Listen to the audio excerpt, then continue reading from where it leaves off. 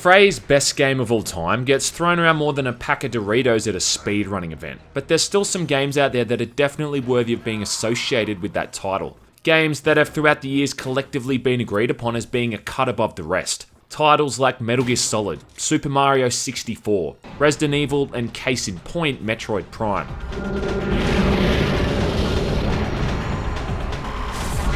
Originally released in 2002 for the Nintendo GameCube.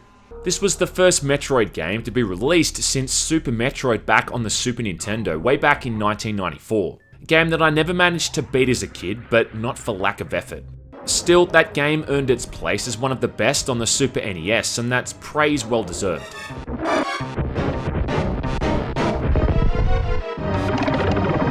Metroid Prime then had some pretty big space boots to fill, and the development was handled by Nintendo along with the aptly named Retro Studios, an American dev team who also worked on the other two games in the Prime series. To see how well this game was received, you don't need to look that much further than its Metacritic page, where it's still one of the most top-rated titles of all time, even 17 years later. It eventually got packaged along with Prime 2 and Prime 3 in Metroid Prime Trilogy for the Nintendo Wii in 2009. And more recently, a bunch of people much smarter than I am managed to get the whole thing running in Dolphin Emulator, with a mouse and keyboard controls, making it even better. Talking about Prime 2 and Prime 3 though would have us here for hours until we all started bleeding from our assholes. So for the sake of brevity, this video is going to focus primarily on the first Prime game, and the version that comes with the Prime trilogy.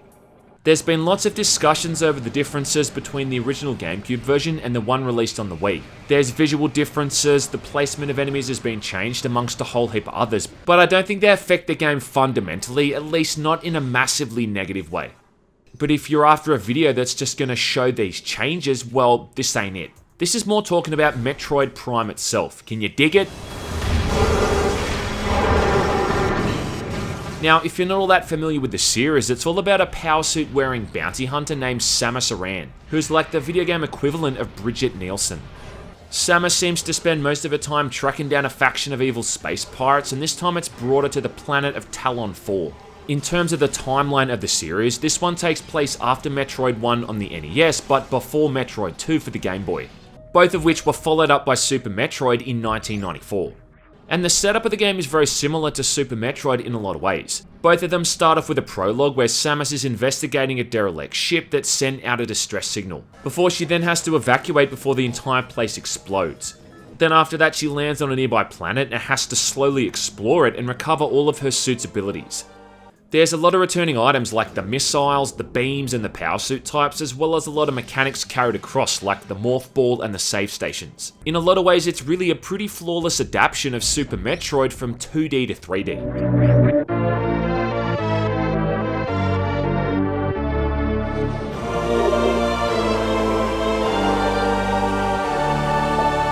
In an interesting departure for the series, instead of being a side-scroller, Prime was instead a first-person shooter, and one of the few exclusive first-person shooters released for the GameCube along with Prime 2 and Prime 3. And they really took advantage of the whole first-person perspective with all of these cool little visual details. Things like how if you look up at the sky in the areas where it's raining, you'll see water droplets hitting the visor of Samus's helmet. In the hotter areas, the edges of the visor get all steamy and condensation collects on the edges. Then when there's bright flashes of light for a split second, you can see the reflection of Samus's face. The visor might seem a bit intrusive at times, especially if you're used to playing more traditional first-person shooters where you can shrink down or outright minimize the HUD. But I think it just really helps to immerse you into the game and make you really feel like you're in there in Samus's suit. Visually too, I think this is a really good looking game. Might be a bit rough around the edges though, like Christy Turlington, but the art style is still top notch. Every area you visit feels like a completely different biome. Considering you're just on the one planet the entire time, the way the game world can shift in tone and feel so dramatically shows off a really high amount of variety. Even down to the ecology of the flora and fauna. The way certain elements of the planet interact, it's like its own little ecosystem that gives each area its own unique feel. I still think those snowy areas of Fernandra Drifts just look awesome. There's just something about early 2000s video games when they tried to pull off snow environments that's always appealing to me. There's also something kind of ironically simple about the soundtrack. It's minimalistic a lot of the time, serving as this kind of subtle backdrop to the gameplay. but it just has this way of capturing the surroundings and setting the mood perfectly.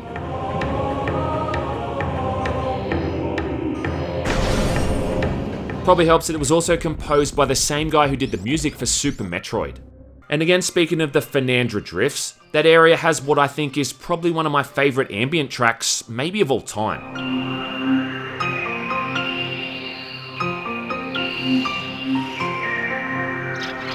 So you've got a great looking and sounding game. It's hard to find fault in those areas. But what about the gameplay? Well, I'm so glad you asked. Metroid Prime is as much a puzzle game as it is a shooter, and if you're not getting into combat with enemies, you're having to use your weapons and abilities to find some kind of solution to proceed onward. I generally dislike the term Metroidvania, only because it's become a bit of a blanket term to describe any kind of game that requires backtracking, but there really is no better example of pure Metroidvania than obviously Metroid Prime. The amount of stuff you can do on Tallon IV is kinda staggering, and I think almost impossible to keep track of unless you're making notes, or constantly checking your map screen to remember where you've been and where you need to go. There's a hint system which shows where you should probably head to next, which is handy when you're lost, but that doesn't detract from how much stuff there is to see and do. And you're gonna have to spend a fair bit of time exploring on your own. During the prologue, Samus loses all of her suit's abilities when she's injured, so you're pretty much back to square one, and have to slowly reacquire all of those suit upgrades all over again. This forms a pretty big focus for the campaign, finding all of these new upgrades, which opens up new routes and movement options.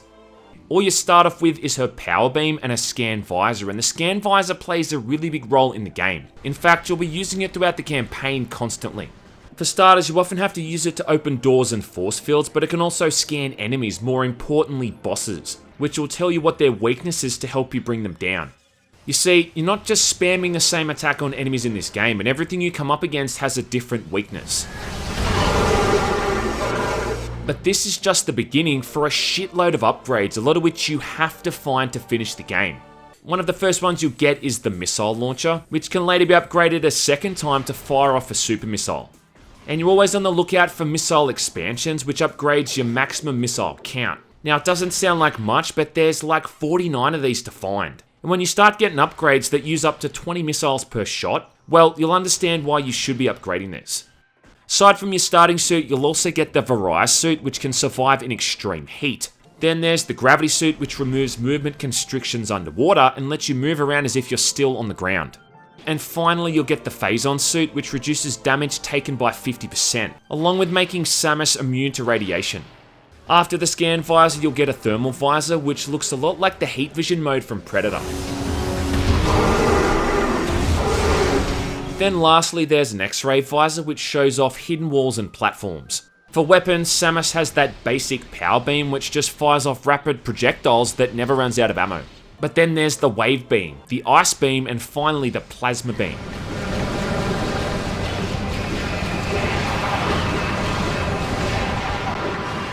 And all four of these can also be charged up for a more powerful attack, all of which have different effects. Late game, you'll also get a grappling beam, which is just a fancy looking grappling hook. Probably the biggest upgrade though, and I'd argue the one that gets the most use, is the Morph Ball, returning from Super Metroid on the Super NES. I don't understand the physics and logistics of how that's possible, and how she isn't crushing every single bone in her body or turning her vital organs into liquid, but you know, that's what happens. You can upgrade this thing so you're able to drop down small bombs. Then later on you'll get a boost upgrade, which lets you put the few half pipes in the game to good use. More importantly though is the Spider Ball upgrade, which lets you attach to these electronic rails and move along walls and ceilings. And I gotta say, they put all of these Morph Ball upgrades to good use. I honestly think like 50% of the puzzles in the game involve the Morph Ball in one way or another. This is kind of what makes playing Metroid Prime so addictive, is that you're constantly finding this stuff, and it gives the player that sense of reward that makes you compelled to keep playing. Plus, the other thing is that the first thing you'll want to do once you get a new upgrade is go off and see it in action, or backtrack and unlock that new area that you couldn't access beforehand. You're about to save your game and stop playing, but then you get that new upgrade and you have to test it out before you turn the game off. Then you suddenly get the next upgrade after that, and that whole ugly cycle repeats itself. Even something as simple as the double jump boots can give you access to a whole heap of new locations. But it also makes navigation a lot quicker, kind of softening the blow of having to backtrack all the time. In fact, I think a lot of the time spent playing this game is going back and finding all of this stuff. And look, if you're into that, then you're gonna love the last part of the game where you basically have to go through the entire world hunting for 12 items to get to the final boss.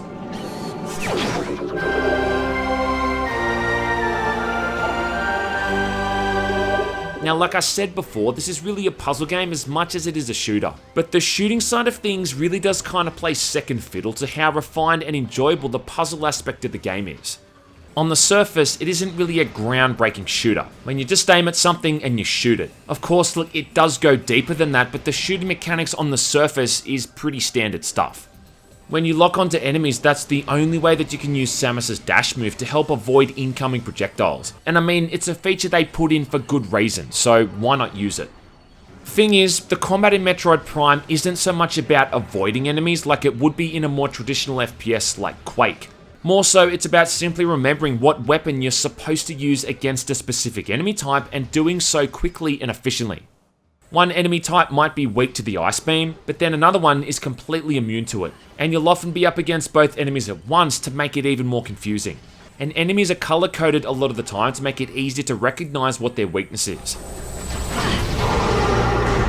You can't really avoid getting hit by enemies in this game either, and because you've got like half a dozen energy tanks on backup, enemies are really just more of an annoyance than a real threat.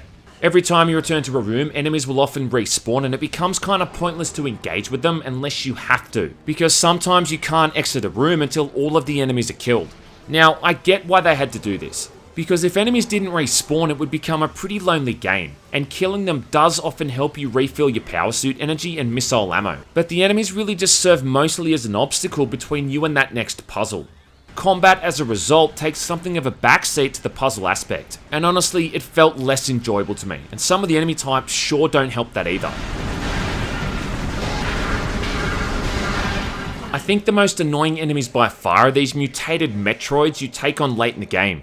These little assholes have become mutated by the Phazon on the planet, and they take on one of 4 forms, all of which are immune to all but one of Samus's beam types. What this means is that you'll have 4 or 5 of these things swarming you, and they'll all be vulnerable to different beam types. So you've got to swap to each beam type manually, then fire on that specific Metroid to kill it, often having to use Morph Ball mode to bomb one off when it latches onto you. If that ain't enough, they often have this weird habit of cloning themselves or something and creating an entirely new version. Sucks. I just fucking hate these things, and if the goal was to design the most annoying enemy possible, well, mission accomplished. The real highlight of the combat anyway is all the boss fights, usually against some kind of gigantic lumbering asshole, all of which have different strategies and tactics to beat.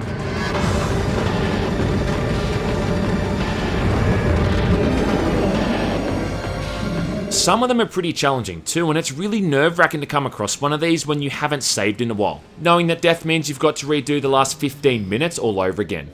They're spread out evenly throughout the game too, to the point that they're frequent enough to keep you engaged, but not too common that it starts to feel like some kind of boss rush. It's just a really good example of boss fights done right. None of them are just about shooting over and over and whittling down some kind of health bar. There's unique ways to beat each one of them, and the fact that they always drop some kind of upgrade or item you're gonna need makes their defeat even more rewarding.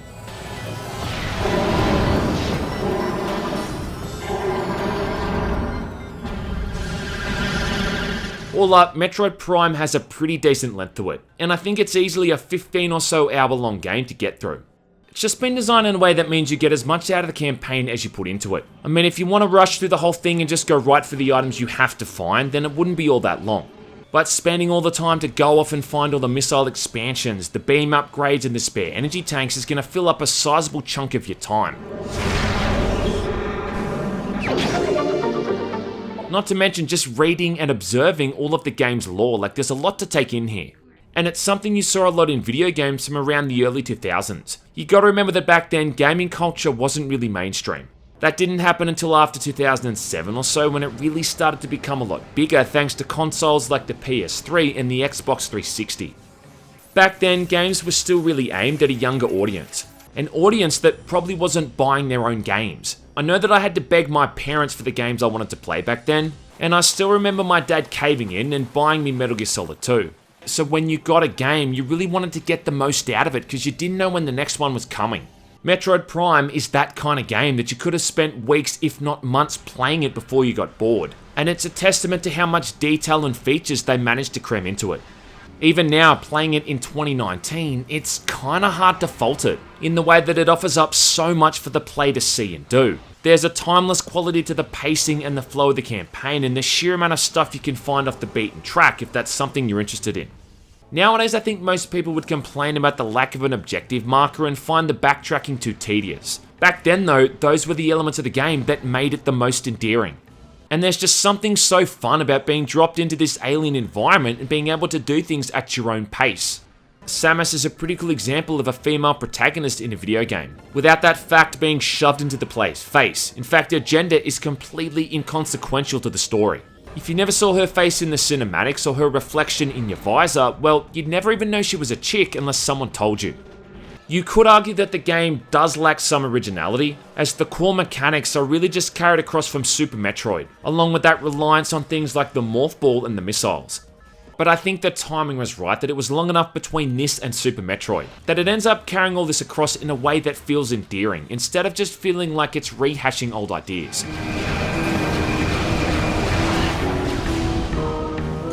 Finally, there's the discussion of how to play this thing. Now, I'm a pretty big advocate for emulating games.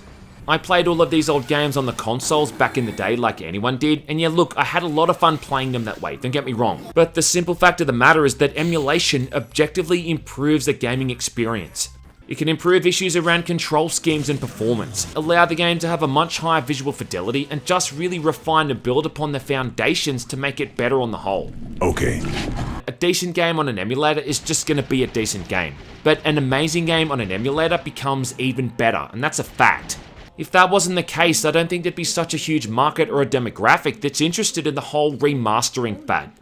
I mean look, the core mechanics of Metroid Prime are still solid, but playing it with a mouse and keyboard makes it even better, and if anything it allows you to appreciate the game even more.